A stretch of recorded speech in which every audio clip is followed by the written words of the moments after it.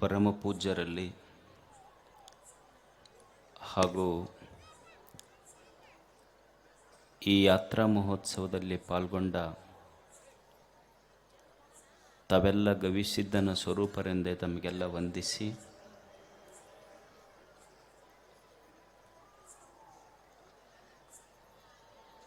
ಮನುಷ್ಯ ಮೂರು ಸಂಗತಿಗಳನ್ನು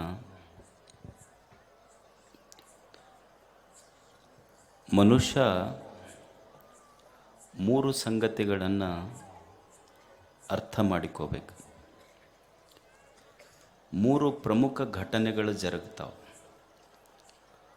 ಒಂದು ಹುಟ್ಟಿದೆ, ಇನ್ನೊಂದು ಸಾವಿದೆ. ಈ ಹುಟ್ಟು ಮತ್ತು ಸಾವಿನ ಮಧ್ಯದೊಳಗೆ ಬದುಕಿದೆ. ಈ ಮೂರೂ ಸಂಗತಿಗಳನ್ನು ಯಾವ ವ್ಯಕ್ತಿ ಸರಿಯಾಗಿ ಅರಿತುಕೊಳ್ಳುವುದಿಲ್ಲವೋ ಅವನಿಗೆ ಬದುಕು ಬಹಳ ಕಷ್ಟ ಆಗ್ತದೆ. ಮೂರು ಸಂಗತಿಗಳು, ಒಂದು ಹುಟ್ಟು, ಇನ್ನೊಂದು ಸಾವು, ಈ ಹುಟ್ಟು ಮತ್ತು ಸಾವಿನ ಮಧ್ಯದ ಬದುಕು. ಹುಟ್ಟು ನಮ್ಮ ಕೈಯಲ್ಲಿಲ್ಲ. ನಾನು ಇಂಥವರ ಮನೆಯಲ್ಲೇ ಹುಟ್ಟಬೇಕು, ಇಂಥವರ ಕುಲದಲ್ಲೇ ಹುಟ್ಟಬೇಕು, ಇದೇ ಜಾತಿಯಲ್ಲಿ ಹುಟ್ಟಬೇಕು, ಇದೇ ಧರ್ಮದಲ್ಲಿ ಹುಟ್ಟಬೇಕು ಅಂತ ಇಲ್ಲ. ಆಗಲೇ ಹುಟ್ಟಾಗಿದೆ. ಹುಟ್ಟು ನನ್ನ ಕೈಯಲ್ಲಿಲ್ಲ. ಸಾವು ನಾ ಬ್ಯಾಡ್ ಅಂದರೂ ಬರುವ ಅತಿಥಿ. ಅದು certainly death is going to come. ಸಾವು ನಾ ಬ್ಯಾಡ್ ಅಂದರೂ ಬರ್ತದೆ. ಹುಟ್ಟು ನನ್ನ ಕೈಯಲ್ಲಿಲ್ಲ, ಸಾವು ನನ್ನ ಕೈಯಲ್ಲಿಲ್ಲ. ಹಾಗಾದರೆ ನಮ್ಮ ಕೈಯಲ್ಲಿ ಉಳಿದಿರುವುದು ಯಾವುದು? ನಮ್ಮ ಕೈಯಲ್ಲಿ ಏನಾದರೂ ಉಳಿದಿದ್ರೆ ಈ ಹುಟ್ಟು ಸಾವುಗಳ ಮಧ್ಯದ ಪವಿತ್ರ ಬದುಕು ಮಾತ್ರ ನಮ್ಮ ಕೈಯಲ್ಲಿರ್ತದೆ. ಈ ಬದುಕನ್ನು ಹೇಗೆ ಬದುಕಬೇಕು ಮನುಷ್ಯ? ಮತ್ತು ಆ ಬದುಕಿನ ಸ್ವರೂಪವು ಹೇಗಿದೆ ಅಂದರೆ, ಆ ಬದುಕು ಸಹಿತ ಸಾವಿನ ಕಡೆ ಮುಖ ಮಾಡಿ ನಿಂತಿದೆ. It is moving towards death and decay. ಇರುವ ಜೀವನವೂ ಸಹಿತ ಸಾವಿನ ಕಡೆ ಮುಖ ಮಾಡಿ ನಿಂತಿದೆ. ಪ್ರತಿ ಕ್ಷಣ ಅದು ನಾಶವಾಗ್ತದೆ. ಯದೃಷ್ಟಂ ತನ್ನಷ್ಟಂ. ಯಾವುದು ಕಣ್ಣಿಗೆ ಹೇಗೆ ಕಾಣ್ತದೋ ಹಾಗೆ ಇರುವುದಿಲ್ಲ. ಇದು ಜೀವನ. ಇದು ನಮಗೆ ಕಾಣುವುದು ಒಂದು, ಅದು ಇರುವುದು ಒಂದು. ಈಗ ನೀವು ನೋಡಿ, ಇದು ಜೀವನದ ಸ್ವರೂಪ. ಇದು ಈಗ ನೀವು ನೋಡಿ, ನಾವೆಲ್ಲ ಹೇಳ್ತಿರ್ತೀವಿ ವಯಸ್ಸಿದ್ದಾಗ ಏನಂತಿರ್ತೀವಿ, ನಾನು ಯಾರ ಮುಲಾಜಾಗೂ ಇಲ್ಲ. ಏನಂತಿರ್ತಾರೋ, ನಾನು ಯಾರ ಮುಲಾಜಾಗೂ ಇಲ್ಲ, ನನ್ನ ಕಾಲ ಮೇಲೆ ನಾನು ನಿಂತಿರ್ತೀನಿ ಅನ್ನೋದಿಲ್ಲ. ಖಾಯಂ ಹಿಂಗೆ ಇರ್ಲಿಕ್ಕೆ ಸಾಧ್ಯ ಐತೇನೋ? ನಮ್ಮ ಕಾಲ ಮೇಲೆ ನಾವು ನಿಲ್ಲಕ್ಕೆ ಸಾಧ್ಯ ಐತೇನೋ? ಇದು ಎಷ್ಟು ವರ್ಷ? 50 ವರ್ಷ, 60 ವರ್ಷ, 65-70 ವರ್ಷ ಆದಮೇಲೆ ಮಂಡಿ ನೋವು ಬಂದು ಅಂದ್ರೆ ಏನು ಬೇಕಾತ? ಕಾಲ ನಿಲ್ಲಕ್ಕೆ ಬರೋದಿಲ್ಲ. ಮಂಡಿ ನೋವು ಬಂದು ಕಾಲನ್ನು ಒಬ್ಬೊಬ್ರು ನೋಡ್ಬೇಕು, ಅಡ್ಡುಣಿಗೆ ಆಗಿರ್ತಾವೆ, ಹಿಂಗೆ ಪೂರಾ ಡೊಂಕಾಗಿ ಹೋಗಲ್ಲ. ಅವನಿಗೆ ಮತ್ತೊಂದು ಕಾಲ ಕೋಲ್ಬೇಕು. ಯಾವ ಮನುಷ್ಯ ತನ್ನ ಕಾಲ ಮೇಲೆ ನಾನು ನಿಲ್ತೀನಿ ಅಂದ ಸಾಧ್ಯ ಐತೇನು? ಆಗೋದಿಲ್ಲ. ಅಂದರೆ ಜೀವನ ಇದು ಇದ್ದಂಗೆ ಇರುವುದಿಲ್ಲ, ಇದು ಬದಲಾಗ್ತದೆ. ಇದು ಸಹಿತ ಈಗ ನೀವು ನೋಡ್ರಿ, ಹೊಸದಾಗಿ ಮದುವೆಯಾಗಿರ್ತೈತಿ. ಅಳಿಯ ಭಾಳ ಮಾವನ ಮನೆಗೆ ಹೋಗ್ತಿರ್ತಾನೆ. ಅದು ಹಂಗೆ ಇರ್ತೈತಿ ಅನ್ನೋದು. ಸ್ವಲ್ಪ ವರ್ಷ ಆದಮೇಲೆ ಕೇಳ್ರಿ ಅವನಿಗೆ, ಯಾಕೋ ತಮ್ಮ ಮೊದಲು ಎಷ್ಟು ಹೋಗ್ತಿದ್ದಿ, ಈಗ ಯಾಕೆ ಬಿಟ್ಟಿ ಅಂದ. ಅವ ಅಂದಂತ, ಒಮ್ಮೆ ಮೋಸ ಹೋದ ಜಾಗಕ್ಕೆ ಪದೇ ಪದೇ ಹೋಗ್ಬಾರ್ದು ಅಂದಂತ. ಹಾಗಿರ್ತದೇನು? ನೀವು ಮದುವೆ ನೋಡ್ಕೊಳ್ರಿ, ನಿಮ್ಮ ಮದುವೆ ಫೋಟೋ ನೋಡ್ಕೊಳ್ರಿ, ಯಾವಾಗಿನೂ ಅವಾಗಿನೂ. ಈಗಿನ ಫೋಟೋನು ನೋಡ್ಕೊಳ್ರಿ. ಹಂಗದವ ನಾವು ಮದುವೆ ಫೋಟೋಗೆ ಹೆಂಗಿರ್ತೈತಿ, ನೀವು ನಿಮ್ಮ ತುತ್ತ ಅವ್ರ ಬಾಯಾಗ, ಹೌದಲ್ಲ? ಅವರು ನಿಮ್ಮ ಬಾಯಾಗ ತುತ್ತಿಡ್ತಿರ್ತಾರೆ ಮದುವೆಯಾಗ. ಈಗ ನೋಡ್ರಿ, ಒಂದು ಆ ಕಡೆ ಕುಂತೈತಿ, ಒಂದು ಈ ಕಡೆ ಕುಂತೈತಿ. ಅವನಿಗೆ ಕೇಳ್ಬೇಕಲ್ಲೋ, ಮದುವೆ ಫೋಟೋದಾಗ ನಿಂದು ತುತ್ತ ಅವ್ರ ಬಾಯಾಗ, ಅವ್ರ ತುತ್ತ ನಿನ್ನ ಬಾಯಾಗ, ಇವತ್ತು ಹಿಂಗ್ಯಾಕ ಅಂತ ಕೇಳ್ರಿ ನೀವು. ಅವ ಹೇಳ್ದ, ಅದ ತುತ್ತ ನನಗೆ ಕುತ್ತು ತಂದೈತೋ ಜೀವನದಾಗ, ಆ ತುತ್ತ ಕುತ್ತು ತಂದಿದ್ದಿದು. ಹಂಗಿರ್ತೈತೇನು ಹೇಳ್ರಿ ನೀವು? ಇರುವುದಿಲ್ಲ. ಮೊದಲಿದ್ದ ಪ್ರೀತಿಗೆ ಇರುವುದಿಲ್ಲ ಅದು. ಅಂದರೆ ಇದು ಜೀವನದ ಸ್ವರೂಪನ ಹಂಗಿರ್ತೈತಿ. ಇದು ಮೊದಲಿದ್ದ ವೈಭವ ಕೊನೆಗುಳಿದಿಲ್ಲ ಅದು ಜೀವನದ.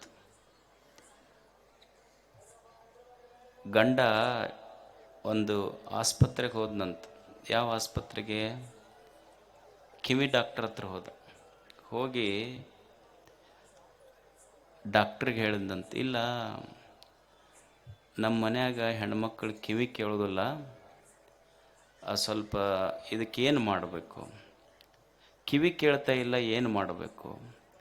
ಅವಾಗ ಅವ್ರು ಡಾಕ್ಟ್ರಂದು, ಮತ್ತು ಅವ್ರಿಗೆ ಕರ್ಕೊಂಬರ್ಬೇಕಿಲ್ಲ ಅಂತ. ಅವಾಗ ಅವ ಅಂದ, ಇಲ್ಲ ಈಗ ನಾ ಕರೆದ್ರೆ ಬರೋದಿಲ್ಲ ಅವರು.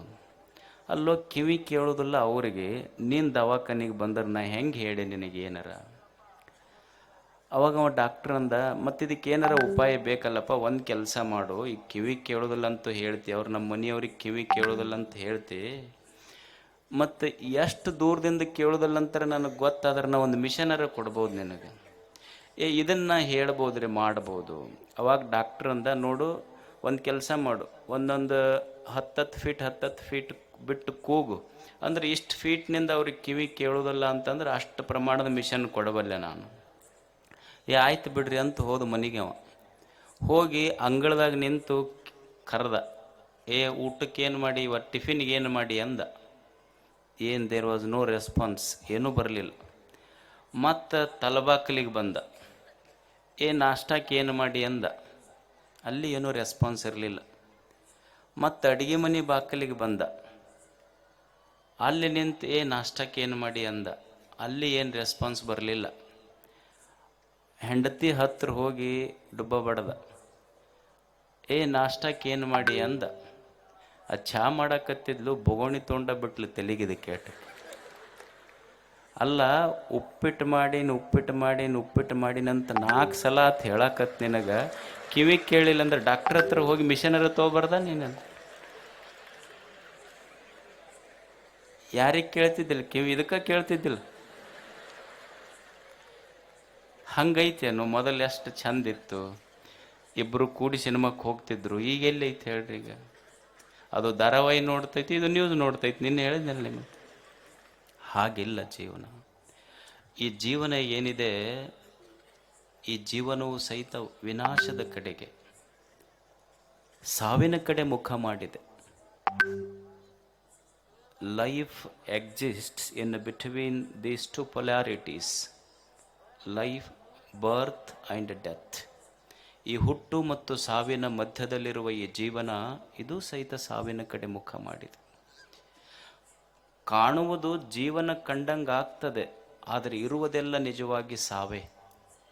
ನಮಗೇನು ಅನ್ನಿಸ್ತದೆ? ಕಾಣಲಿಕ್ಕಿದು ಜೀವನ ಅನ್ನಿಸ್ತದೆ, ಆದರೆ ಇರುವುದು ಜೀವನಲ್ಲ, ಇರುವುದು ಸಾವು. ಕಾಣುವುದು ಜೀವನ ಅಷ್ಟೇ. ಈಗ ನೀವು ನೋಡಿ, ನಿಮ್ಮ ಮಕ್ಕಳ ಹುಟ್ಟು ಹಬ್ಬ ಮಾಡ್ತೀರಿ. ಮಗ 1 ವರ್ಷದವ ಆಗ್ತಾನೆ, ದೊಡ್ಡವ ಆಗ್ತಾನೆ. 1 ವರ್ಷ ಆದಾಗ ನಾವೆಲ್ಲ ಬೀಗರಿಗೆ ಕರೆಸಿ ಒಂದು ಕೇಕ್ ತಂದು, ಕೇಕದ ಮೇಲೆ ಮೇಣಬತ್ತಿ ಹಚ್ಚಿ, happy birthday to you my son ಅಂತ ಹಾಡ್ತೀವಿ ನಾವು. ಆಶ್ಚರ್ಯ ಏನು ಅಂದರೆ, ನಮಗೆಲ್ಲ ಸಂತೋಷ ಆಗಿರ್ತೈತಿ. ನನ್ನ ಮಗ 1 ವರ್ಷ ದೊಡ್ಡವಾದ ಅನ್ನೋದು ನಿಜವಾದದ್ದಲ್ಲ, ಆದರೆ ನನ್ನ ಮಗನಿಗೆ 1 ವರ್ಷ ಸಾವು ಸಮೀಪ ಮಾಡಿತು ಅನ್ನೋದೇ ಬಹಳ ನಿಜವಾದ ಸತ್ಯ. ಇದು ಅದು ಜೀವನ. ಇದನ್ನು ತಿಳ್ಕೋಬೇಕಷ್ಟೆ. ಕಾಲ ಕ್ರೀಡತಿ ಗಚ್ಚತ್ಯಾಯು ಅಂತ. ಮನುಷ್ಯನ ಬದುಕಿನೊಂದಿಗೆ ಸಾವು ಆಟ ಆಡಕತ್ತೈತಿ. ನಾವು ಅಂತಿರ್ತೀವಿ ನೋಡಿ, ಏನಂತಿರ್ತೀವಿ? ಟೈಮ್ ಪಾಸ್ ಮಾಡಕತ್ತೀವಿ ಅಂತ. ನಾವೇನು ಟೈಮಿಗೆ ಪಾಸ್ ಮಾಡೋದಿಲ್ಲ, ಟೈಮ ನಮ್ಮನ್ನೊಂದು ದಿವಸ ಪಾಸ್ ಮಾಡಿಬಿಡ್ತೈತೆ ಅಷ್ಟೇ. ನಾವು we cannot pass the time. ಹಾಗೆ ಮಾಡಲಿಕ್ಕೆ ಸಾಧ್ಯ ಇಲ್ಲ. ಇಲ್ಲಿ ಮನುಷ್ಯ ಬದುಕಬೇಕಾಗ್ತದೆ. ಹೇಗೆ ಬದುಕಬೇಕು ಮನುಷ್ಯ? ಒಂದು ಸುಂದರ ಜೀವನ ಕಟ್ಕೋಬೇಕಲ್ಲ, ವಿವೇಕದಿಂದ ಬದುಕಬೇಕಾಗ್ತದೆ. ಈ ಜಗತ್ತು ಅಂದ ಮೇಲೆ ಇಲ್ಲಿ ಎಲ್ಲ ಒಳ್ಳೇದಿರ್ತೈತಿ ಅಂತಲ್ಲ, ಸ್ವಲ್ಪ ಒಳ್ಳೇದಿರ್ತೈತಿ, ಕೆಟ್ಟದ್ದಿರ್ತೈತಿ. ಇದು ಸಮ್ಮಿಶ್ರಣ ಜೀವನ. ಇದರ ಮಧ್ಯದಲ್ಲಿ ಒಂದು ಬದುಕು ಕಟ್ಕೋಬೇಕಾಗ್ತದೆ ಮನುಷ್ಯ. ಈಗ ನೀವು ನೋಡಿ, ಒಂದು ಕೋಳಿ ಇರ್ತದೆ. ಕೋಳಿ ಎಷ್ಟು ಚಂದ ಬದುಕ್ತೈತಿ ಅಂದ್ರೆ, ಕೋಳಿ ಒಂದು ತಿಪ್ಪಿಗೆ ಹೋಗ್ತೈತಿ. ತಿಪ್ಪಿಗೆ ಹೋಗಿ ತಿಪ್ಪಿ 20 ಫೀಟ್ ಇರ್ತೈತೆ. ಅದು ಹಿಂಗೆ 20 ಆ ತಿಪ್ಪಿ ತುಂಬ ಕಸ ಇರ್ತೈತಿ. ಕೋಳಿ ಎಷ್ಟು ಜಾಣ ಇರ್ತೈತಿ ಅಂದ್ರೆ 20 ಫೀಟ್ ಕಸ ಇದ್ರೂ ಕಸ ಮುಟ್ಲಿಲ್ಲ. ಕಸದೊಳಗಿರುವ ಜೋಳದ ಕಾಳು ಹುಡುಕ್ತೆ ಹೊರತು ಕಸ ಮುಟ್ಲಿಲ್ಲ ತಿಪ್ಪಿ. ಇದು ಒಂದು ಬದುಕಿದು. ಮನುಷ್ಯ ಒಳ್ಳೆಯದನ್ನು ಗುರುತಿಸಬೇಕಾಗ್ತದೆ ಜೀವನದಲ್ಲಿ. ಈಗ ಬೆಂಗಳೂರು ಐತಿ, ಬೆಂಗಳೂರು ನೋಡ್ರಿ ನೀವು. ಬೆಂಗಳೂರಿಗೆ ಆ ಊರಾಗ ಗಟಾರ್ ಹರಿಯೋದಿಲ್ಲೇನು? ಎಷ್ಟು ಗಟಾರ್ ಹರಿತಾವ ಆ ಊರಾಗ. ಯಾರ ಬೆಂಗಳೂರಿಗೆ ಏನಂತ ಕರೆದಾರ? ಗಟಾರಗಳ ನಗರಿ ಅಂತ ಕರೆದಾರ. ಏನಂತ ಕರೆದಾರ? ಉದ್ಯಾನಗಳ ನಗರಿ ಅಂತ ಕರೆದಾರ. ಗಟಾರ ಐತಿ, ಅದ್ರ ನೋಡುವ ಕಣ್ಣು ಬೇಕಷ್ಟೆ. ಈಗ ನೀವು ಕೊಪ್ಪಳಕ್ಕೆ ಬರ್ತೀರಿ. ಕೊಪ್ಪಳಕ್ಕೆ ಬರುವಾಗ ಎಲ್ಲ ಚಲೋನೇ ಇರ್ತೈತಿ. ಏನು ಒಂದಿಷ್ಟು ಊರು ಮಂದ ಹೊಲಸು ಇರ್ತೈತಿ, ಒಂದಿಷ್ಟು ಹೂವನೂ ಇರ್ತಾವೆ. ಎರಡೂ ಕಾಣ್ತಾವೆ ಕಣ್ಣಿಗೆ. ಹೊಲಸು ತಿಪ್ಪಿನೂ ಕಾಣ್ತೈತಿ, ಹೂವನೂ ಕಾಣ್ತೈತಿ. ಕೊಪ್ಪಳ ಬಿಟ್ಟು ನಿಮ್ಮ ಊರಿಗೆ ಹೋಗುವಾಗ ಏನು ಹೇಳಬೇಕು ಅಂದ್ರೆ, ಕೊಪ್ಪಳದ ತಿಪ್ಪಿ ಪ್ರಚಾರ ಮಾಡಬಾರ್ದು, ಕೊಪ್ಪಳದ ಹೂವಿನ ಪ್ರಚಾರ ಮಾಡಬೇಕು. ಅದು ಜೀವನ. ಮನುಷ್ಯ ಒಳ್ಳೆಯದನ್ನು ಕಾಣುವ ಕಣ್ಣು ಬೇಕಾಗ್ತದೆ ಮನುಷ್ಯ. ಹೇಗೆ ಬದುಕಬೇಕು ಮನುಷ್ಯ? ವ್ಯಸೇಮ ದೇವ ಹಿತಂ ಯದಾಯು. ಒಬ್ಬ ಋಷಿ ಹೇಳ್ತಾನೆ, ಈ ಮನುಷ್ಯನ ಬದುಕು ಹೇಗಾಗಬೇಕಂದ್ರೆ, ವ್ಯಸೇಮ ದೇವ ಹಿತಂ ಯದಾಯು. ಇದು ನನ್ನ ಜೀವನ ಹೆಂಗೆ ಆಗಬೇಕು ಅಂದ್ರೆ, ನನಗೆ ಸಂತೋಷ ಕೊಡುವುದಲ್ಲ, ನನಗೆ ನಿರ್ಮಾಣ ಮಾಡಿದ ದೇವನಿಗೆ ಸಂತೋಷ ಕೊಡಬೇಕು. ಅಷ್ಟು ಸಂತೋಷವಾಗಿ ಸುಂದರವಾಗಿ ಮನುಷ್ಯ ಬದುಕಬೇಕು. ದೇವನಿಗೆ ಸಂತೋಷ ಆಗಬೇಕು. ಇದು ಜೀವನ, it is A gift of god. This life it is A divine gift. ಇದು ದೇವನ ಕೊಡುಗೆ ಈ ಬದುಕು. ನಾನು ಮಾಡುವ ಒಳ್ಳೆಯ ಕಾರ್ಯಗಳೇನದವಲ್ಲ, ನಾನು ದೇವನಿಗೆ ಕೊಡುವಂಥ ಗಿಫ್ಟ್ ಅದು. ಮನುಷ್ಯ ಹಾಗೆ ಬದುಕಬೇಕಾಗ್ತದೆ. ನೀವು ನೋಡಿ, ಒಂದು ನವಿಲಿರ್ತದೆ. ನವಿಲು ಹೆಂಗೆ ಬದುಕ್ತೈತೆ ನೋಡಿ. ನವಿಲ ಮೇಘಗಳ ಗರ್ಜನೆ ಆದ್ರೆ ಸಾಕು ಕುಣಿತೈತಿ. ನೀವೆಲ್ಲ ಕೇಳಿರಿಲ್ಲ? ನವಿಲು ಯಾವಾಗ ನೃತ್ಯ ಮಾಡ್ತೈತಿ ಅಂದ್ರೆ, ಯಾವಾಗ ಮೇಘಗಳ ಗರ್ಜನೆ ಆಗ್ತದೋ ಅವಾಗ ನವಿಲು ಕುಣಿತಿರ್ತೈತಿ. ಇನ್ನೂ ಮಳಿನೇ ಆಗಿಲ್ಲ, ಬರೇ ಮೇಘಗಳ ಗರ್ಜನೆ ಆದ್ರೆ ಸಾಕು ನವಿಲು ಕುಣಿತಿರ್ತೈತಿ. ಕೋಗಿಲೆ ಹಾಡ್ತೈತಿ. ಕೋಗಿಲೆ ಯಾವಾಗ ಹಾಡ್ತೈತಿ? ಬರೇ ಮಾವಿನ ಗಿಡದೊಳಗೆ ಚಿಗುರು ಬಂದ್ರೆ ಸಾಕು ಕೋಗಿಲೆ ಹಾಡಕ್ಕೆ ಶುರು ಮಾಡ್ತೈತಿ. ಇನ್ನೂ ಮಾವಿನ ಹಣ್ಣ ಬಿಟ್ಟಿಲ್ಲ, ಸುಮ್ಮನೆ ಮಾವಿನ ಗಿಡದೊಳಗೆ ಒಂದಿಷ್ಟು ಚಿಗುರು ಬಂದ್ರೆ ಸಾಕು ಕೋಗಿಲೆ ಹಾಡಕ್ಕೆ ಶುರು ಮಾಡ್ತೈತಿ. ಅದು ಮಾವಿನ ಗಿಡ ಬಿಟ್ಟು ಹಣ್ಣು ಬಂದು ಇವ ಮನುಷ್ಯನ ಮನೆ ತುಂಬ ಹಣ್ಣಿದ್ದು ಇವ ಅಳ್ಕೊಂತ ಕುಂತಿದ್ದ. ಆ ಗಿಡ ಕೇಳ್ತ ಮನುಷ್ಯಾಗಲ್ಲೋ. ಆ ನವಿಲೈತಿ, ನವಿಲಿಗೆ ಮಳಿನ ಬಂದಿಲ್ಲ, ಬರೇ ಮೇಘಗಳ ಗರ್ಜನೆ ಆದ್ರೆ ಸಾಕು ನೃತ್ಯ ಮಾಡಕತ್ತೈತಿ. ಕೋಗಿಲೆಗೆ ಇನ್ನೂ ಹಣ್ಣ ಬಿಟ್ಟಿಲ್ಲ ಗಿಡದಾಗ, ಬರೇ ನನ್ನ ಹೃದಯದೊಳಗೊಂದಿಷ್ಟು ಚಿಗುರು ಬಂದೈತಿ, ಬರೇ ಚಿಗುರು ಬಂದ್ರೆ ಅದನ್ನು ತಿಂದು ಹಾಡಾಕತ್ತೈತಿ. ನಿನಗೆ ಎಲ್ಲ ಮನೆ ತುಂಬ ಹಣ್ಣು ತುಂಬಿನಿ, ನೀ ಯಾಕೆ ಅಳಾಕತ್ತಿ ಅಂದ. ಗಿಡ ಕೇಳ್ತು. ಇವ ಅಂದ, ಇನ್ನೂ ರೇಟ ಬಂದಿಲ್ಲ ಮಾವಿನ ಹಣ್ಣಿಂದಂತ ಇವ ಅಂತ. ಬದುಕುವ ರೀತಿ ಆಗಿದೆ ನೋಡಿ. ನಿಸರ್ಗ ಅಷ್ಟು ಸುಂದರವಾಗಿ ಬದುಕ್ತದೆ, ಆದರೆ ಮನುಷ್ಯನಿಗೆ ಬದುಕಕ್ಕೆ ಬರುವಂಥ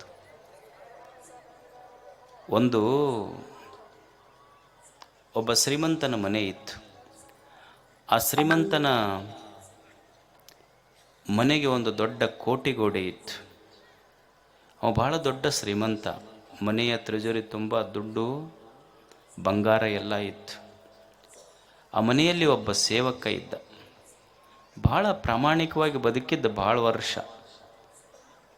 ಒಬ್ಬ ಕಳ್ಳ ಆ ಶ್ರೀಮಂತಿಕೆಯ ಪತ್ತೆ ಹಚ್ಚಿದ. ಅವ ಹೆಂಗೆ ಈ ಶ್ರೀಮಂತನ ಮನೆಗೆ ಕನ್ನ ಹಾಕಬೇಕು, ದುಡ್ಡು ಬಂಗಾರ ತಗೊಂಡು ಹೋಗಬೇಕು ಅಂತ ವಿಚಾರ ಮಾಡ್ತಿದ್ದ. ಹೆಂಗೆ ಮಾಡಬೇಕು ಅಂತ ಗೊತ್ತಾಗಲಿಲ್ಲ. ಅವ್ರ ಮನ್ಯಾಗ ಒಬ್ಬ ಸೇವಕ ಇದ್ನಲ್ಲ, ಇವ ಕಳ್ಳ ಅವನು ದೋಸ್ತಿ ಮಾಡ್ಕೊಂಡಂತಾನ, ನೋಡು ನಿಮ್ಮ ಶ್ರೀಮಂತ ನೀನು ಎಷ್ಟು ವರ್ಷ ದುಡ್ದು ನಿನಗೇನು ಕೊಟ್ಟಾನ ಹೇಳು. ಬರೀ ತಿಂಗಳಿಗೆ 2,000 ರೂಪಾಯಿ ಕೊಟ್ಟಾನ, ವರ್ಷಕ್ಕೊಂದು ಜೊತೆ ಬಟ್ಟೆ ಕೊಟ್ಟಾನ ಅಷ್ಟ. ನನ್ನ ಸ್ನೇಹ ಮಾಡು, ನಿನಗೊಂದು ದಿವ್ಸಕ್ಕೆ 2 ಲಕ್ಷ ರೂಪಾಯಿ ಕೊಡ್ತೀನಿ 10 ನಿಮಿಷಕ್ಕೆ ಅಂದಿವ. ಯಾರು? ಕಳ್ಳ. ಅವ ಸೇವಕಂದ, ಏನು ಮಾಡ್ಬೇಕು ನಾನು? ನೀ ಏನೂ ಮಾಡೋದು ಬೇಡ, ನಿಮ್ಮ ಈ ಶ್ರೀಮಂತನ ಮನೆ ಇದೆಯಲ್ಲ, ದೊಡ್ಡ ಕೋಟೆ ಇದೆ, ಈ ಹಿತ್ತಲು ಬಾಕ್ಲೈತಲ್ಲ, ಅದಕ್ಕೆ ಹಿತ್ತಲು ಬಾಕ್ಲಿಗೆ ಕೀಲಿ ಹಾಕೋದಿಲ್ಲ, ಬರೀ ಅಗಳಿ ಹಾಕಿರ್ತಾರೆ, ಹೌದಲ್ಲ? ಇವಾಗ ಕಳ್ಳ ಹೇಳ್ದವನಿಗೆ ಹಿತ್ತಲು ಬಾಕಲಿಗೆ ಬರೀ ಅಗಳಿ ಹಾಕ್ಯಾರಲ್ಲ, ಅದನ್ನೊಂದು ಸ್ವಲ್ಪ ಸರಿಸಿಬಿಡು, ನಿನಗೆ 2 ಲಕ್ಷ ರೂಪಾಯಿ ಕೊಡ್ತೀನಿ. ಅವ ಸೇವಾ ಕಾಳ ಮಗ ಅಂದ, ಇಷ್ಟ ಕೆಲಸಕ್ಕೆ 2 ಲಕ್ಷ ರೂಪಾಯಿ, ಎಷ್ಟು ವರ್ಷ ದುಡ್ದೀನಿ, ಇನ್ನೂ ನನಗೇನು ಕೊಟ್ಟಿಲ್ಲ, ಬರೀ 2,000 ರೂಪಾಯಿ ಕೊಟ್ಟಾನ, ಬರೀ ಅಗಳಿ ಸರಿಸಿದ್ರೆ 2 ಲಕ್ಷ ರೂಪಾಯಿ ಸಿಗ್ತೈತೆ ಅಂದ್ರೆ ಓಕೆ ಅಂದವ. ಕಳ್ಳ 2 ಲಕ್ಷ ಕೊಟ್ಟಿವನಿಗೆ. ಇವ ಆಳ ಮನುಷ್ಯ ರಾತ್ರಿ 12ಕ್ಕೆ ಅಗಳಿ ಸರಿಸಿ ಒಳಗೆ ಹೋಗಿ ಇನ್ನೇನು ಕೀಲಿ ತೆಗಿಬೇಕಂತಿದ್ದ, ಅಲ್ಲೊಂದು ನಾಯಿ ಕುಂತಿತ್ತು, ಅದು ಗುರ್ರಂತದು. ಇವ ಏನು ಮಾಡ್ದ, ಹಿಂಗೊಂದು ಬಿಸ್ಕಿಟ್ ಹೋಗೋದು ಅದಕ್ಕೆ, ಅದು ನಾಯಿ ಮತ್ತೆ ಗುರ್ರಂತದು. ಇವ ಅಂದು ಕಳ್ಳ, ಅಲ್ಲೋ ಬಿಸ್ಕಿಟ್ ಹಾಕಿನಿ ಮತ್ತೆ ಯಾಕೆ ಗುರ್ರಂತಿ ನೀನು? ಅವಾಗ ನಾಯಿ ಅಂತೂ, ಹಿಂಗೆ ಲಂಚ ತೊಗೊಂಡು ಸುಮ್ಮನೆ ಇರಾಕ ನಮ್ಮನೇನು ಮನುಷ್ಯರು ಮಾಡಿ ಎನ್ನಿನಂತದ ನಾಯಿ. ಅವ ಅಂದ ಮತ್ತೆ ಬ್ರೆಡ್ ಹೋಗದವ ನಾಯಿಗೆ. ಅವಾಗ ನಾಯಿ ಹೇಳ್ತು, ಮನುಷ್ಯನೇ ತಿಳ್ಕೊ, ಅನ್ನ ಉಂಡು ಮನೆ ಅನ್ನ ಹಾಕೋರು ಮನುಷ್ಯ ಹಾಕ್ತಾರೆ ಹೊರತು ನಾಯಿಗಳು ಹಾಕೋದಿಲ್ಲ. ನಾವು ನಮ್ಮ ಜಾತಿಯೊಳಗಿಲ್ಲ, ಮನುಷ್ಯರ ಜಾತಿಯೊಳಗಿರ್ಬೋದು. ಅದು ಒಂದು ನಾಯಿ ಹೇಗೆ ಬದುಕ್ತಿದೆ ನೋಡಿ. ಅದಕ್ಕೆ ಮನುಷ್ಯ ಬದುಕುವುದನ್ನು ಕಲಿಬೇಕು. ಅದಕ್ಕೆ ನೋಡ್ರಿ, ನೀವು ನ್ಯಾಷನಲ್ ಎನಿಮಲ್ ಅಂತ ಮಾಡ್ಯಾರ, ನ್ಯಾಷನಲ್ ಬರ್ಡ್ ಅಂತ ಮಾಡ್ಯಾರ, ಒಬ್ಬರನ್ನರ ಪುಣ್ಯಾತ್ಮ ನೀವು ನ್ಯಾಷನಲ್ ಮ್ಯಾನ್ ಅಂತ ಮಾಡ್ಯಾರ ನೋಡಿ. ಮತ್ತು ನೀವು ನೋಡ್ರಿ, ಎಷ್ಟೋ ಬ್ಯಾಂಕ್ಗಳಿಗೆಲ್ಲ ನಾಯಿ ಚಿತ್ರ ಹಾಕ್ಯಾರ ಇಲ್ಲ. ಮತ್ತು ಈ KSRTC ಅವರು ಗರುಡನ ಚಿತ್ರ ಹಾಕ್ಯಾರ. ಎಲ್ಲರ ಒಂದು ಕಡೆ ಮನುಷ್ಯನ ಚಿತ್ರ, ಇವರು ಬರೀ ಒಂದೇ ಜಾಗದಾಗ ಇರೋದು. ನಿಮ್ಮ ಚಿತ್ರ ಎಲ್ಲಿ ಹಾಕ್ಯಾರ? ಪುರುಷ ಮತ್ತು ಮಹಿಳಾ, ಅಲ್ಲಷ್ಟೇ ಇವನ್ ಚಿತ್ರ ಇರೋದು. ಇವ ಬರೇ ಉಂಡದ ಕೆಲಸ ಮಾಡ್ತಾನೆ, ಮತ್ತೇನೂ ಮಾಡೋದಿಲ್ಲ. ಅದಕ್ಕೆ ಯೋಗ್ಯ. ಸುಮ್ಮನೆ ನಾಯಿಗೆ ಬಳಸ್ಕೊಂಡಾರೆ ಎಷ್ಟೋ ಮಂದಿ ಬ್ಯಾಂಕಿನವರು, ಪಕ್ಷಿಗಳಿಗೆ ಬಳಸ್ಕೊಂಡಾರೆ. ಇವಂದು ಒಂದರ ಚಿತ್ರ ಅಪ್ಪಂದು ಎಲ್ಲರ, ಇವ ಅಂಥದ್ದು ಮಾಡಿದ್ರೆ ಹಾಕಬೇಕ ಒಂದು ಕೆಲಸ. ಬದುಕಬೇಕಲ್ಲ ಮನುಷ್ಯ. ಹೇಗೆ ಬದುಕ್ಯಾರ ಜಗತ್ತಿನೊಳಗೆ, ಎಷ್ಟು ಜನ ಎಷ್ಟು ಅದ್ಭುತವಾಗಿ ಬದುಕ್ಯಾರ. You must have heard this name, Varghese Kurien. Varghese Kurien ಬಗ್ಗೆ ಎಷ್ಟು ಮಂದಿ ಕೇಳಿರಿ ನೀವು? ಇವತ್ತೆಲ್ಲ ಅಮೂಲ್ ಡೈರಿ ಬಗ್ಗೆ ಕೇಳಿರಿಲ್ಲ? ಅಮೂಲ್ ಡೈರಿ ಒಂದು ಕಾನ್ಫರೆನ್ಸ್ನೊಳಗೆ ವರ್ಗೀಸ್ ಕುರಿಯನ್ ಅಮೂಲ್ ಡೈರಿಯ ಸಂಸ್ಥಾಪಕ ಆತ. ಒಂದು ಸಲ ಒಂದು ಕಾನ್ಫರೆನ್ಸ್ನೊಳಗೆ ಬ್ರಿಟಿಷರು ವರ್ಗೀಸ್ ಕುರಿಯನ್ನಿಗೆ ಅಂದ್ರಂತ. ಏನಂದ್ರು ಅಂದರೆ, ಒಂದು ಮಾತಂದ್ರಂತ, Indian milk is like a England gutter water ಅಂದ್ರಂತ. ನಿಮ್ಮ ಭಾರತದ ಹಾಲು ಅಂದ್ರೆ ಏನು, ನಮ್ಮ ಇಂಗ್ಲೆಂಡ್ನೊಳಗೆ ಗಟಾರ್ ನೀರು ನಿಮ್ಗಿಂತ ಚಲೋ ಇರ್ತೈತಿ. ನಿಮ್ಮ ಭಾರತದ ಹಾಲಿಗಿಂತ ನಮ್ಮ ಇಂಗ್ಲೆಂಡ್ ಗಟಾರ್ ನೀರು ಚಲೋ ಇರ್ತೈತಿ ಅಂದ್ರೆ ಅವ್ರು. Verghese Kurien was a young and dynamic man. ಹುಡುಗ ಇದು ಒಂದೇ ಮಾತು ಸಾಕತ್ತ. ಅವ ಬಂದು ಭಾರತದೊಳಗೆ, ಗುಜರಾತದೊಳಗೆ ನೀವೆಲ್ಲ ಕೇಳಿರಬೇಕು, ಅಮೂಲ್ ಡೈರಿ ಶುರು ಮಾಡಿದ್ರು. ಒಂದು ಕೋಆಪ್ರೇಟಿವ್ ಸಿಸ್ಟಮ್ ಶುರು ಮಾಡಿ, ಅವ ಅಮೂಲ್ ಡೈರಿ ಶುರು ಮಾಡಿದ್ದು ಬರೀ 250 ಲೀಟ್ರ್ ಹಾಲು ಪ್ರತಿನಿತ್ಯ ಬರ್ತಿತ್ತು. ಇವತ್ತು ಅಮೂಲ್ ಡೈರಿ ಒಳಗೆ ಪ್ರತಿನಿತ್ಯ 100 ಕೋಟಿ ಲೀಟ್ರ್ ಹಾಲು ತೊಗೊಂಬಂದಾತ. ಇವತ್ತು ಭಾರತ ಹಾಲು ಉತ್ಪಾದನೆಯೊಳಗೆ ವಿಶ್ವದೊಳಗೆ number 1. It is because of Varghese Kurien. ಅವನಿಗೆ ಏನಂತ ಕರೆದ್ರು ಅಂದ್ರೆ, ಮಿಲ್ಕ್ ಮ್ಯಾನ್ ಆಫ್ ಇಂಡಿಯಾ ಅಂತ ಕರೆದ್ರು. ಯಾರಿಗೆ? ವರ್ಗೀಸ್ ಕುರಿಯನ್ನಿಗೆ. ಅವ ಹೇಳ್ತಿದ್ನಂತ, ನಮ್ಮ ಮಂದಿ ಎಷ್ಟು ಮಂದಿಗೆ ನಮಗೆ ಹೈನುಗಾರಿಕೆ ಮಾಡೋಕ್ಕಾಗಲ್ರಿ, ಹೈನುಗಾರಿಕೆ ಮಾಡೋಕ್ಕಾಗಲ್ರಿ ಅಂತೀವಿ ನಾವೆಲ್ಲ. ಅವ ಹೇಳ್ತಿದ್ದ, ಹಾಲು ಕರೆಯೋದು ಭಾಳ ಸುಲಭ, ನಮ್ಮ ರೈತರಿಗೆ ಹಾಲು ಹೆಂಗೆ ಹಿಂಡ್ಕೋಬೇಕಂತ ಗೊತ್ತಿಲ್ಲ ಅಂತಿದ್ದ. ಅವ ಹೇಳ್ತಿದ್ನಂತ, ನಿನ್ನ ಆಕಳು ಹಾಲು ಕೊಡ್ಬೇಕಾದ್ರೆ ಏನು ಮಾಡ, ಅದಕ್ಕೊಂದು ಸ್ವಲ್ಪ ಚಲೋ ನೀರು ಕೊಡಿಸು, 1 ಲೀಟ್ರ್ ಹಾಲು ಕೊಡ್ತೈತಿ. ಮತ್ತು ಅದ್ರ ಮುಂದೊಂದಿಷ್ಟು ಹಸಿರು ಹುಲ್ಲಿಡು, ಮತ್ತೊಂದು ಲೀಟ್ರ್ ಹಾಲು ಕೊಡ್ತೈತಿ. ಮತ್ತೊಂದಿಷ್ಟು ಅದ್ರ ಮುಂದೊಂದಿಷ್ಟು ಕಾಳ ಕಡಿ ಇಡು, ಮತ್ತೊಂದು ಲೀಟ್ರ್ ಕೊಡ್ತೈತಿ. ಎಷ್ಟು ಲೀಟ್ರ್ ಅದು? 3 ಲೀಟ್ರ್ ಆಯ್ತು. ಆ ಆಕಳ ಮೇಲೆ ಒಂದು ಸ್ವಲ್ಪ ಪ್ರೀತಿಯಿಂದ ಕೈ ಆಡಿಸು, ಮತ್ತೊಂದು ಲೀಟ್ರ್ ಕೊಡ್ತೈತಿ. ಮತ್ತು ಅದಕ್ಕೆ ಮ್ಯಾಲೆ ಒಂದಿಷ್ಟು ನೆಳ್ಳು ಮಾಡು, ಮತ್ತೊಂದು ಲೀಟ್ರ್ ಕೊಡ್ತೈತಿ. ಬೆಳಿಗ್ಗೆ 5 ಲೀಟ್ರ, ನೀ ಚಂದ ನಿನಗೆ ಉಣ್ಣು, ಬರೀ ಹೋಟೆಲ್ಗೆ ಹಾಕಕ್ಕೆ ಹೋಗಬೇಡ. ರಾತ್ರಿ 5 ಲೀಟರ್ ನನಗೆ ಕೊಡು, ನೀನು ಶ್ರೀಮಂತ ನಾನು ಶ್ರೀಮಂತ, ದೇಶ ಶ್ರೀಮಂತ ಆಗ್ತೈತೆ ಅಂತ ಹೇಳ್ತಿದ್ದ ವರ್ಗೀಸ್ ಕುರಿಯನ್. ಅವನಿಗೆ ಮಿಲ್ಕ್ ಮ್ಯಾನ್ ಆಫ್ ಇಂಡಿಯಾ ಅಂತ ಕರೆದ್ರು. ನೋಡಿ ಹಾಗೆ ಕೆಲಸ ಮಾಡಿದ್ದಾರೆ. ಇನ್ನೊಬ್ಬ ಮನುಷ್ಯ ಇದ್ದ ಬಿಹಾರದೊಳಗೆ, ಅವನಿಗೆ ಮೌಂಟನ್ ಮ್ಯಾನ್ ಆಫ್ ಇಂಡಿಯಾ ಅಂತ ಕರೆದ್ರು. ದಶರಥ್ ಮಾಂಜಿ ಅಂತಿದ್ದ. ಅವ ಸಾಲಿ ಕಲಿಲಾರ್ದ ಮನುಷ್ಯ. ಅವನ ಊರು ಹೆಂಗಿತ್ತು ಅಂದ್ರೆ ಹಿಂಗೆ ನಮ್ಗೆ ಹೆಂಗೆ ಕೊಪ್ಪಳ ಗುಡ್ಡ ಐತಲ್ಲ, ಈ ರೀತಿ ಒಂದು ಸುಮಾರು ನಾನು ಅಲ್ಲಿಗೆ ಹೋಗಿದ್ದೆ. ಗಯಾಕ್ಕೆ ಹೋದಾಗ ಆ ಊರು ನೋಡಕ್ಕೆ ಹೋಗಿದ್ದೆ. ಒಂದು 80-100 ಕಿಲೋಮೀಟ್ರ್ ಗುಡ್ಡ ಇದೆ ಹಿಂಗೆ ಉದ್ದಕ್ಕೆ. ಗುಡ್ಡದ ಈ ಕಡೆ ಒಂದು ಪುಟ್ಟ ಹಳ್ಳಿ, ಗುಡ್ಡದ ಆ ಕಡೆ ಹೈವೇ ರೋಡ್. ಯಾರಾದ್ರಿಗೆ ಒಬ್ಬರಿಗೆ ಆರಾಮಿರಲಿಲ್ಲ ಅಂದ್ರೆ ತೋರ್ಸಕ್ಕೆ ಹೋಗ್ಬೇಕಾದ್ರೆ 80 ಕಿಲೋಮೀಟ್ರ್ ಸುತ್ಕೊಂಡು ಹೋಗ್ಬೇಕಾಗ್ತಿತ್ತು. ಇವ ಸರ್ಕಾರಕ್ಕೆ ಪತ್ರ ಬರೆದ, ಶಾಸಕರಿಗೆ ಬರೆದ, ಎಲ್ಲರಿಗೆ ಬರೆದ. ಅವ ತನ್ನ ಹಳ್ಳಿಯಿಂದ ಸಂಸತ್ತಿನವರೆಗೆ ಪಾದಯಾತ್ರೆ ಮಾಡ್ದ. ಆದರೆ ಅವನ ಮಾತು ಯಾರೂ ಕೇಳಿಲ್ಲ. ಅವನ ಹೆಂಡತಿಗೆ ಆರಾಮಿರಲಿಲ್ಲ, ಹೆಂಡತಿ ಪ್ರಾಣ ಹೋತು. ಕೊನೆಗವ ಅಂದ, ಇದು ಸರ್ಕಾರ ಮಾಡೋದಿಲ್ಲ, ನನ್ನ ಕೆಲಸ ನಾನಾ ಮಾಡಬೇಕು ಅಂತ. ಒಬ್ಬ ಸಾಲಿ ಕಲಿಲಾರ್ದ ಸಾಮಾನ್ಯ ಮನುಷ್ಯ ದಶರಥ್ ಮಾಂಜಿ ಈ ಹಳ್ಳಿಯಿಂದ ಹೈವೇಕ್ಕೆ ಹೋಗಕ್ಕೆ ಒಬ್ಬನ ಸುತ್ತಿಗೆ ತೊಗೊಂಡು ಗುಡ್ಡ ಕಡ್ದ ದಾರಿ ಮಾಡ್ದ. ಅವನಿಗೆ ಮೌಂಟನ್ ಮ್ಯಾನ್ ಆಫ್ ಇಂಡಿಯಾ ಅಂತ ಕರೀತ. ಅವಾಗ ಸರ್ಕಾರ ಪ್ರಶಸ್ತಿ ಕೊಟ್ಟಿತು. ಇನ್ನೊಬ್ಬ ಅಸ್ಸಾಂದೊಳಗಿದ್ದ, ಒಬ್ಬ ಸಾಮಾನ್ಯ ಮನುಷ್ಯ, ಏನೂ ಓದಿರಲಿಲ್ಲ ಅವನು ಸಹಿತ. ಬ್ರಹ್ಮಪುತ್ರ ನದಿಯ ದಂಡೆಯ ಮೇಲೆ ಬರೀ ಹಾಳು ಪ್ರದೇಶ ಇತ್ತು. ಅವ ಏನು ಮಾಡ್ದ ಅಂದ್ರೆ, ಪ್ರತಿನಿತ್ಯ ಏನಾದರೂ ಮಾಡಬೇಕು ಅಂತ ತಿಳ್ಕೊಂಡು ಗಿಡ ಹಚ್ತಿದ್ದ. ಅವ ಎಷ್ಟು ಎಕರೆ ಹಚ್ಚದ ಅಂದ್ರೆ, ನಾವು 1 ಗಿಡ 2 ಗಿಡ ಹಚ್ತೀವಿ, ಅವ 1300 ಎಕರೆ ಗಿಡ ಹಚ್ಚದು ಒಬ್ಬ ಮನುಷ್ಯ. ಅವನಿಗೆ ಫಾರೆಸ್ಟ್ ಮ್ಯಾನ್ ಆಫ್ ಇಂಡಿಯಾ ಅಂತ ಕರೆದ್ರೆ. ಅವನಿಗೆ ನಮ್ಮ ಗಿಡ ಹಚ್ಚೋದು ಹೆಂಗಂದ್ರೆ, ಅದು ಇದು ಬರ್ತೈತಲ್ಲ, ಏನು ಗಿಡ ಹಚ್ಚೋ ದಿವಸ ಪರಿಸರ ದಿನಾಚರಣೆ ಬರ್ತೈತಲ್ಲ, ಅವತ್ತಟ್ಟ ಎಲ್ಲರೂ ಗಿಡ ಹಚ್ತೀವಿ, ಫೋಟೋ ತಗೊಳಕ್ಕೆ ಹೋಗಿರ್ತೀವಿ. ಬೆಳಗ್ಗೆ ಎದ್ದು ಗಿಡ ನೋಡಕ್ಕೆ ಹೋಗೋದಿಲ್ಲ, ಫೋಟೋದ ಪೇಪರ್ನಾಗ ನಮ್ಮ ಫೋಟೋ ಬಂದೈತಿಲ್ಲ ಅಂತ ನೋಡಕ್ಕೆ ಹೋಗ್ತೀವಿ ಅಷ್ಟೇ ನಾವು. ಒಬ್ಬ ಮಿಲ್ಕ್ ಮ್ಯಾನ್ ಆಫ್ ಇಂಡಿಯಾ, ಒಬ್ಬ ಮೌಂಟೇನ್ ಮ್ಯಾನ್ ಆಫ್ ಇಂಡಿಯಾ, ಒಬ್ಬ ಫಾರೆಸ್ಟ್ ಮ್ಯಾನ್ ಆಫ್ ಇಂಡಿಯಾ. ನಮಗೆ ಮೊಬೈಲ್ ಮ್ಯಾನ್ ಆಫ್ ಇಂಡಿಯಾ ಅಷ್ಟೆ. ಏನು ಇಲ್ಲ, ಬರೀ ಕೈಯಾಗದು ತೆಕ್ಕಿದ್ದು ಮೊಬೈಲ್. ಅಲ್ಲೇ ನಮ್ಮಲ್ಲಿ ಒಬ್ಬ ಪಾಷಾ ಅಂತದ ದಾಸೋಗದಾಗ, ಅವ ಹೇಳಕತ್ತಿದ್ದು ಮೊನ್ನೆ ಹೋದಾಗ, ಯಪ್ಪ ಸುಡಾ ಸಾರ ದೊಡ್ಡ ದೊಡ್ಡ ಹಾಂಡೆ ಅದಾವ, ಹುಡುಗರು ಅವು ಸಾರು ತೊಕ್ಕೊಂತವಲ್ಲ, ಒಂದು ಕೈಯಾಗ ಬಕೆಟ್ನಾಗ ಹಿಂಗೆ ಸುಡಾ ಸಾರು ತೊಕ್ಕೊಂತಿರ್ತಾವ, ಎಡಗೈಲಿ ಅದು ಸೆಲ್ಫಿ ತೊಕ್ಕೊಂತಿರ್ತಾವೆ, ಏನು ಮಾಡ್ಬೇಕಿದು ಅಂದು. ಅಲ್ಲೋ ಸ್ವಲ್ಪ ಹೇಳಬೇಕಿಲ್ಲ ಅಂದು. ಅವ ಹೇಳ್ದ, ಯಪ್ಪ ಕೈಯಾಗ ಸುಡಾ ಸಾರು ಇರ್ತೈತಿ, ಹಿಂಗೆ ಸೆಲ್ಫಿ ತೊಕ್ಕೊಂತಿರ್ತಾವ, ಅದು ಅಕಸ್ಮಾತ್ ಹೊರಗೆ ಬಿದ್ದರು ಸೆಲ್ಫಿ ಮತ್ತು ಸಾರಿನೊಳಗೆ ಬಿದ್ದರೆ ಹಲ್ಪಿನಾಗ ಹೋಗ್ತಾರ ಅವ್ರು. ಹಲ್ಪಿನೇ ಹಾಕ್ಕಾರಪ್ಪ ನಾವು. ಗೊತ್ತಾಗಬೇಕಲ್ಲ ಮನುಷ್ಯಕ್ಕೆ ಜಗತ್ತು ಎಷ್ಟು ಒಳ್ಳೆಯ ಕೆಲಸಗಳನ್ನು ಮಾಡಿದೆ.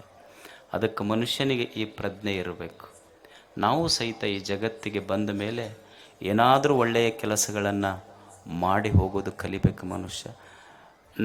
ನನ್ನ ಜೀವನದೊಳಗೆ ನಮಗೆ ಹಣ್ಣು ಆಗದೆ ಆಗಲಿಕ್ಕೆ ಸಾಧ್ಯ ಇದ್ದರೂ ಸಹಿತ, ಹಣ್ಣು ಆಗದಿದ್ದರೂ ಪರವಾಗಿಲ್ಲ, ಇನ್ನೊಬ್ಬರ ಬದುಕಿಗೆ ಹುಣ್ಣಾಗಬಾರದು ನಾವು ಅಷ್ಟೆ. ನನಗೆ ದೀಪ ಹಚ್ಚುವ ಶಕ್ತಿ ಮನಸ್ಸು ಇರದೇ ಇದ್ದರೂ ಹಚ್ಚಿದ ದೀಪ ಆರಿಸಬಾರದು ಮನುಷ್ಯ. ನನಗೆ ಇನ್ನೊಬ್ಬರ ತಾಟಿನೊಳಗೆ ಅನ್ನ ನೀಡಲಿಕ್ಕೆ ಸಾಧ್ಯ ಇರದೇ ಇದ್ದರೂ ಸಹಿತ, ಇನ್ನೊಬ್ಬರ ತಾಟಿನೊಳಗೆ ಅನ್ನ ನೀಡಲಿಕ್ಕೆ ನನಗೆ ಮನಸ್ಸು ಇರದೇ ಇದ್ದರೂ ಸಹಿತ, ಅವ್ರು ಉಣ್ಣುವ ತಟ್ಟೆಯೊಳಗೆ ಮಣ್ಣು ಮಾತ್ರ ಹಾಕಬಾರ್ದು ಮನುಷ್ಯ. ಇದು ಕಲಿಬೇಕು.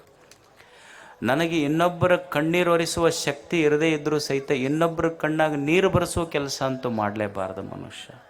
ಹೀಗೆ ಬದುಕುವುದೇ ಇದೊಂದು ಜೀವನ. ಅಂಥ ಜೀವನಕ್ಕಾಗಿಯೇ, ಅಂಥ ಜೀವನ ಕಟ್ಟಿಕೊಳ್ಳಿಕ್ಕಾಗಿಯೇ ಇದೊಂದು ಉತ್ಸವ. 100 ಸಾಧಕರು ಇಲ್ಲೆಲ್ಲ ಬಂದರು. ನಮ್ಮ ಶರಣರು ಹೇಳ್ತಾ ಇದ್ರಲ್ಲ, ಇದು ಜಾತ್ರೆ ಹೆಂಗೆ ಪ್ರಾರಂಭ ಆತಂದ್ರೆ, ನಾನು ದೊಡ್ಡ ಗುರುಗಳಿದ್ದಾಗಿಂದನೂ ಇಲ್ಲಿ ವಿದ್ಯಾರ್ಥಿಯಾಗಿ ಅವಾಗೇನೂ ಜಾತ್ರೆ ನೋಡೀನಿ, ಈಗನೂ ಜಾತ್ರೆ ನೋಡಕತ್ತೀನಿ. ಭಾಳಷ್ಟು ಬದಲಾವಣೆ ಜಾತ್ರೆ ಕಂಡಿದೆ. ಗುರುಗಳು ಹೇಳ್ತಾ ಇದ್ರು ಶರಣರು, ಇದು ಹಂಪಿ ಉತ್ಸವ ಆದ ಹಾಗೆ ಆಗಿದೆ ಅಂತ. ನಾನು ಇಂಥದ್ರಲ್ಲಿ ನಂಬಿಕೆ ಇಟ್ಟ ಮನುಷ್ಯ ಅಲ್ಲ. ಹಂಪಿ ಉತ್ಸವ ಮಾಡುವ ಸರ್ಕಾರಗಳಿವೆ, ಹಂಪಿ ಉತ್ಸವ ಮಾಡ್ತಾರೆ. ಹಂಪಿ ಉತ್ಸವ ಮಾಡೋದು ಮಜಾ ಇಲ್ಲ. ಕೊಪ್ಪಳದಂಥ ಕೊಂಪಿಯೊಳಗೆ ಹಂಪಿ ಉತ್ಸವ ಮಾಡ್ಬೇಕು, ಅದು ಮಜಾ ಇರೋದು. ಕಸದೊಳಗೆ ರಸ ತೆಗಿಬೇಕು, ಅದು ಮಜಾ ಇರೋದು. ಇದು ಡಿಸ್ಕವರಿ, ಇದು ಇನ್ವೆನ್ಷನ್. ಅದರೊಳಗೆ ಮಜಾ ಇರೋದು, ಅದರೊಳಗೆ ರುಚಿ ಇರೋದು ಜೀವನ. ಅಂಥ ಒಂದು ಅದ್ಭುತ ಜಾತ್ರೆ. ಇದಕ್ಕೆಲ್ಲ ಕಾರಣ ನಾ ಪ್ರತಿ ವರ್ಷ ಹೇಳೋದು, ಒಂದು ಗದ್ದಿಗೆ ಒಳಗಿರುವ ಗವಿಸಿದ್ದಪ್ಪಜ್ಜ, ಕುಳಿತಿರುವಂಥ ನೀವುಗಳೆಲ್ಲ, ನಿಮ್ಮೆಲ್ಲರ ಭಕ್ತಿ ಇಷ್ಟು ಕೆಲಸ ಮಾಡಿದೆ.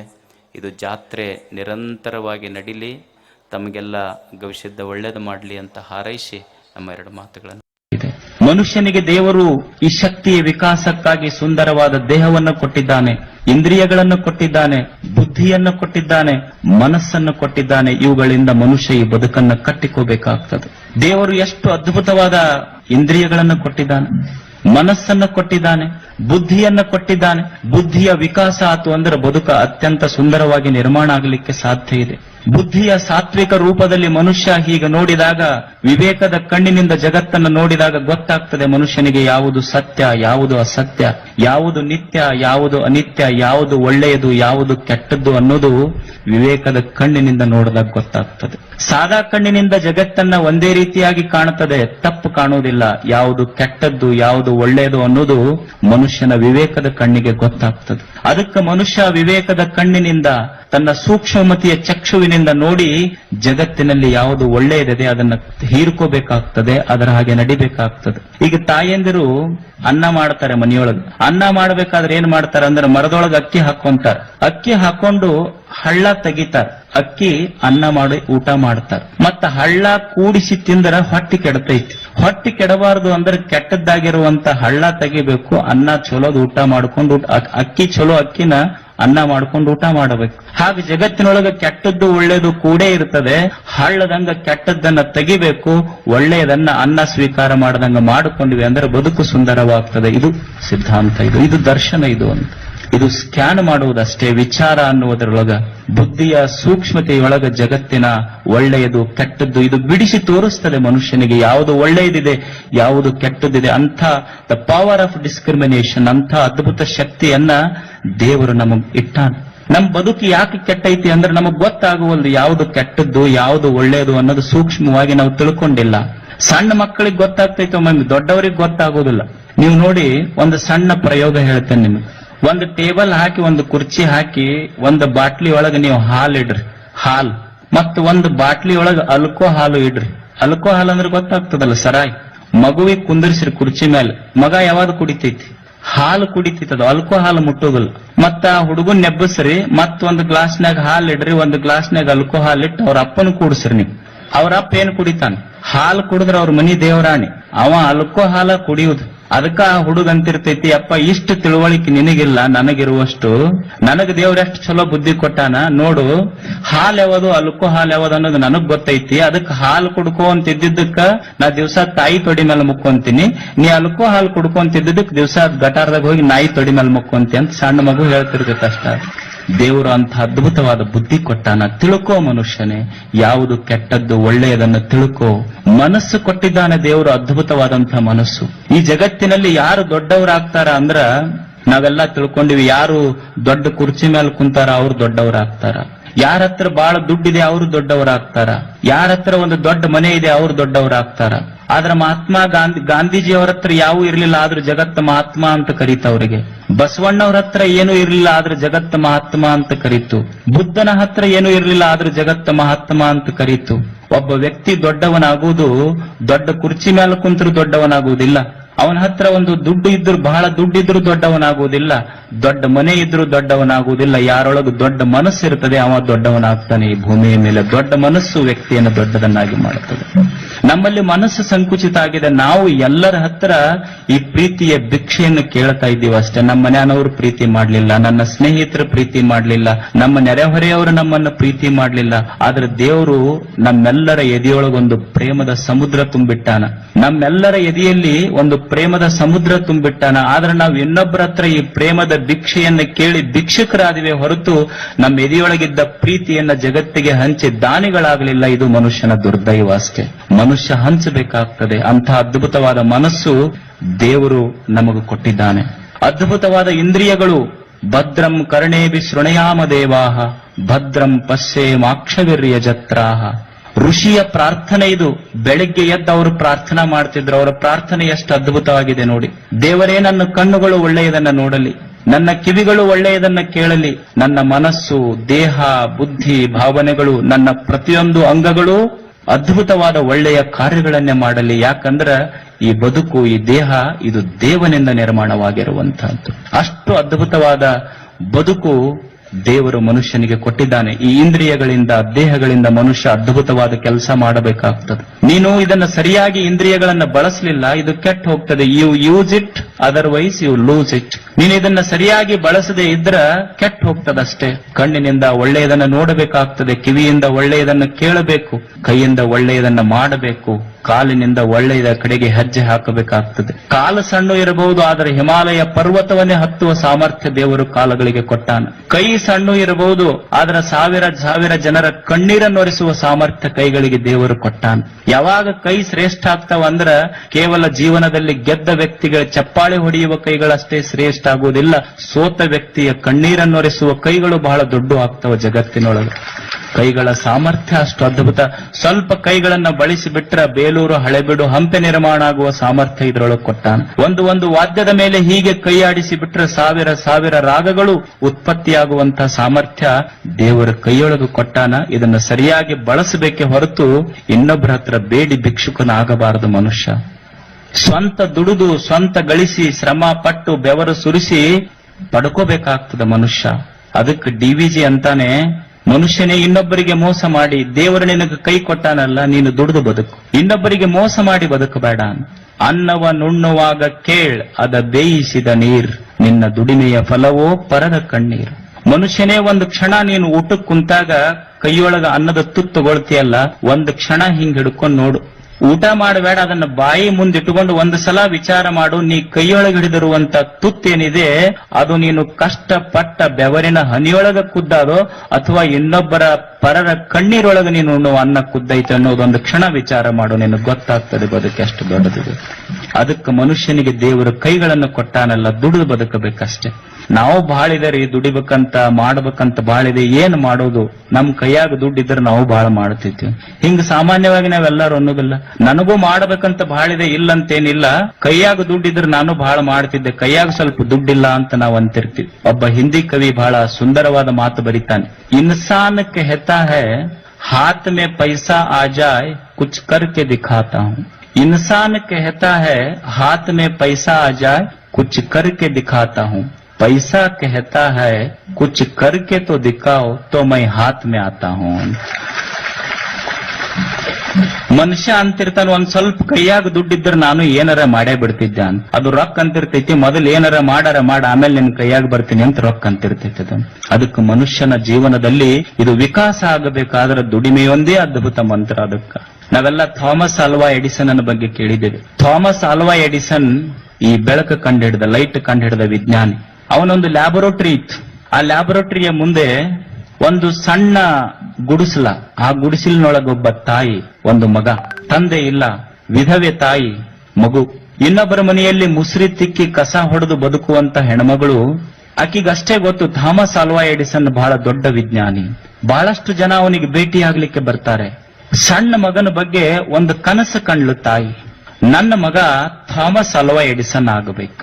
ಎಲ್ಲಿ ಕನಸು ಬಿತ್ತು ಅಂದ್ರ ಗುಡಿಸಿಲಿನೊಳಗಿರುವ ತಾಯಿಯೊಳಗೊಂದು ಕನಸು ಬಿತ್ತು, ನನ್ನ ಮಗ ಥಾಮಸ್ ಆಲ್ವಾ ಎಡಿಸನ್ ಆಗಬೇಕು. ಮತ್ತ ಕನಸು ಗುಡಿಸಿಲಿನೊಳಗ ಬೀಳ್ತಾವೆ. ಯಾಕಂದ್ರೆ ಅರಮನೆಯೊಳಗೆ ಬೀಳುದಿಲ್ಲ. ಅವ್ರು ಕೂಡುದು ಬಂದು ಮಕ್ಕಳೊಳಗ ರಾತ್ರಿ 12 ಮುಕ್ಕೋತಾರೆ, ಬೆಳಿಗ್ಗೆ ಹೇಳೋದು 12ಕ್ಕೆ ಹೇಳ್ತಾರ. ಅವ್ರು ಕನಸು ಹೆಂಗ್ ಬೀಳ್ತಾವ?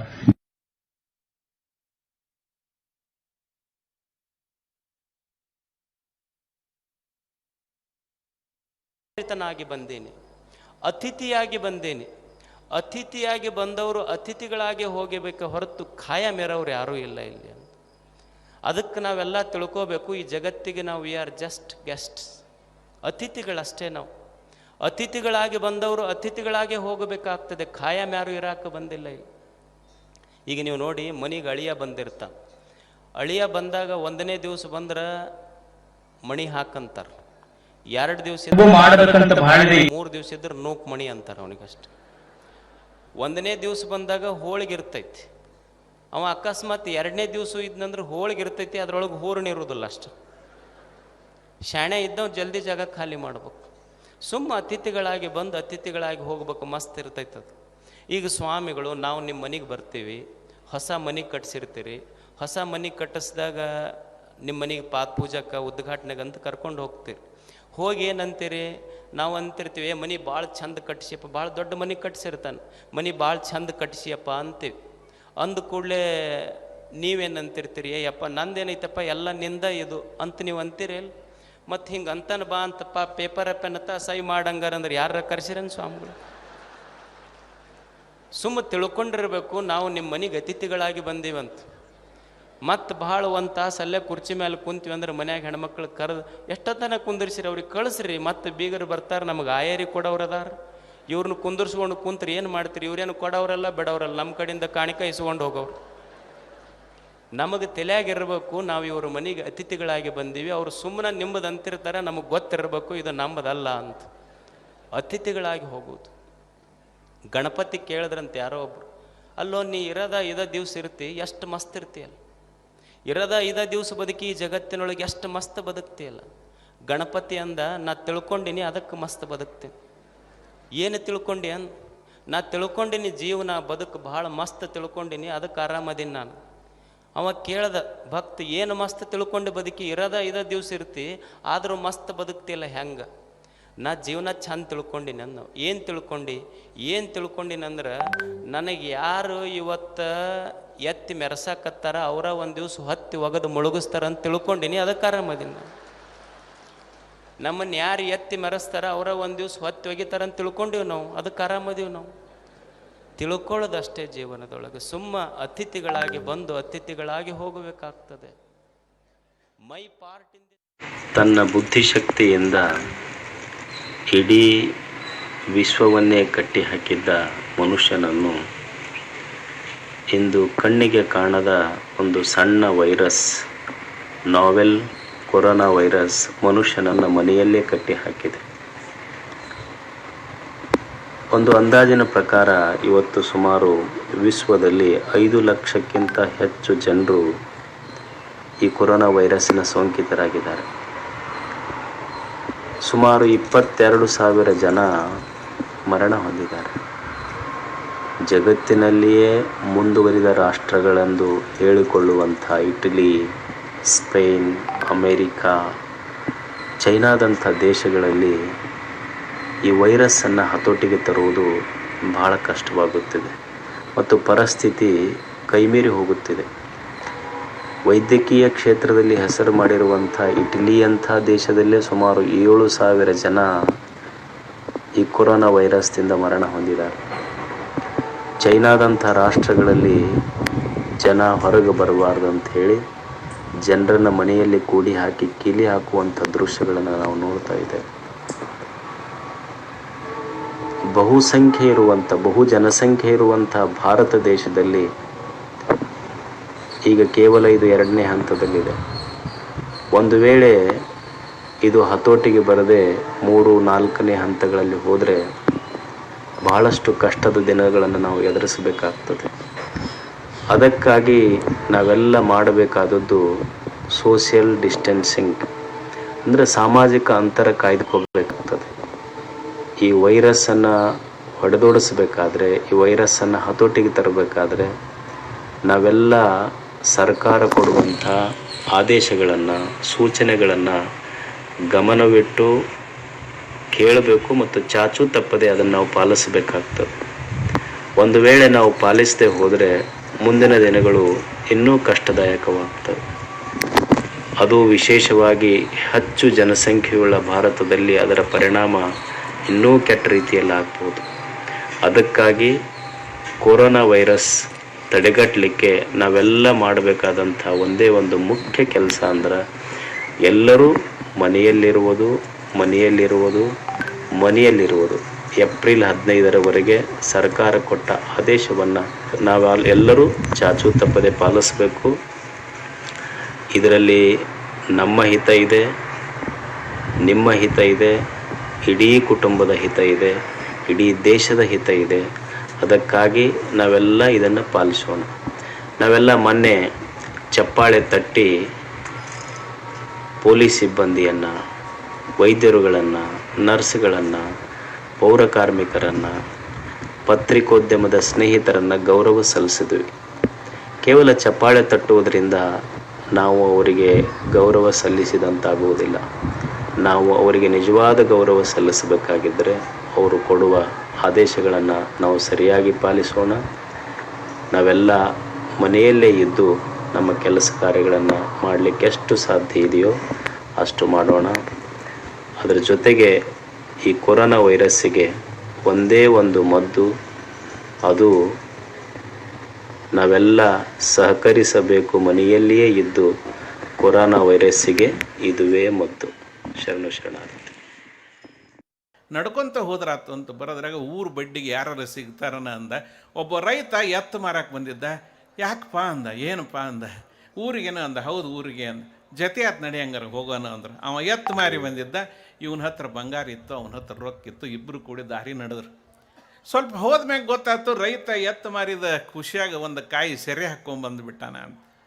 ಕುಡ್ದಾನಿವ ಇವನ ಜೊತೆಗೆ ಬರಬಾರ್ದಾಗಿತ್ತು ಅನ್ನಿಸ್ತು. ಆದರೂ ಬಂದುಬಿಟ್ಟಿದ್ರು. ಅರ್ಧ ದಾರಿಗೆ ಬಂದಿದ್ರು. ಠೊಕ್ಕಕ್ಕು ಠೊಕ್ಕಕ್ಕು ಠೊಕ್ಕಕ್ಕು ಕುದುರೆಗಳು ಖುರೋಪುಟಗಳು ಸಪ್ಪಳ ಕೇಳ್ಸಕ್ಕೆ ದರೋಡೆಕೋರು ಬರ್ತಿದ್ರು ಅವಾಗ. ಏಪ್ಪ ಕಳ್ಳರು ಬಂದರು, ನಿನ್ನ ಹತ್ರ ಎತ್ತು ಮಾರಿದ ದುಡ್ಡು ಐತಿ, ನನ್ನ ಹತ್ರ ಬಂಗಾರ ಐತಿ, ಅವ್ರ ಕೈ ಸಿಕ್ಕರು ಬಿಡ್ತಾರನ. ಈಗ ಇಲ್ಲಿ ದೊಡ್ಡ ಮರ ಐತಿ ನೋಡು, ಹತ್ತಿ ಕುಂತು ಬಿಡೋಣ ಅಂದು ಪತ್ತಾರ ಬರ ಗಿಡ ಹತ್ತಿ ಮ್ಯಾಕೆ ಕುಂತ. ಇವ ಕುಡಿದು ಬಿಟ್ಟಿದ್ದ. ಗಿಡ ಏರಕ್ಕೆ ಹೋಗವ, ಜಾರಿ ತೆಳಗೆ ಬಿಡವ, ಗಿಡ ಏರಕ್ಕೆ ಹೋಗವ, ಜಾರಿ ತೆಳಗೆ. ಜಾರಿ ಬೀಳೋದಕ್ಕೂ ಕುದುರೆ ಓಡಿ ಬಂದದ್ದು. ಇವ ಬಿದ್ದು ಕೊಡ್ಲಿ ಇವನಿಗೆ ಎಡಿವಿ ಮ್ಯಾಲೆ ಕುಂತವ್ ಮುಗ್ಗುರಿಸಿ ಬಿದ್ದು ಬಿಟ್ಟು ಹತ್ತಿರ. ಎದ್ದು ನೋಡ್ತಾರೆ. ಅಷ್ಟರು ಬಂದ್ರೆ ಎಲ್ಲರೂ ಏನಾತು. ದೊಡ್ಡ ಢಾಳ ಬೆಳೆದಂಗಳಿಗೆ ಸ್ವಚ್ಛ ಕಾಣ್ತೈತಿ. ಇಷ್ಟು ಉದ್ದ ಬಿತ್ತಾನೆ. ಚಲೋದ ಗಿರ್ಯಾಕೆ ಸಿಕ್ತಲ್ಲ ನೋಡ್ರಿ ಏನೇನೈತೆ ಅಂತೇಳಿ ಅಂದ್ರೆ ಎಲ್ಲ ಹುಡುಕಿದ್ರು ಏನೂ ಸಿಗಲಿಲ್ಲ. ₹1 ಕಾಯಿನ್ ಇತ್ತದು. ಒಂದೇ ಒಂದು ರೂಪಾಯಿದ ನಾಣ್ಯ ಅವನ ಹತ್ರ. ಏನೇ ಇಲ್ಲಿ ಇವನ ಹತ್ರ ಇದು ₹1 ಬಿಟ್ಟ ಬೇರೆ ಇವನ ಹತ್ರ ಏನೇನಿಲ್ಲ, ಇದೇ ಒಂದು ನಾಣ್ಯ ಐತಿ ಅಂತ ಅವ್ರಂದ್ರು. ಅದು ಭಾಳ ಮಾಡಿ ಕೊಟ್ಟಿರ್ಬೇಕು, ಅವನ ಮುಖದ ಮ್ಯಾಗ ಒಗದು ಬಂದುಬಿಡ್ರಿ ಅಂದ್ರೆ. ಅಂದ್ಕೊಳ್ಳಿ ಅವ್ನಿಗೆ ಸಿಟ್ಟು ಬಂತ್ರಿ. ಕುಡ್ದದ್ದಂದ್ರೂ ಸಹಿತ ಹೆಂಗೆ ಬೈದ ಅಂತೀರಿ ನೀವು. ಏನು ನನ್ನ ಹತ್ರ ಇದು ₹1 ಐತಿ ಅಂತೀರಿ,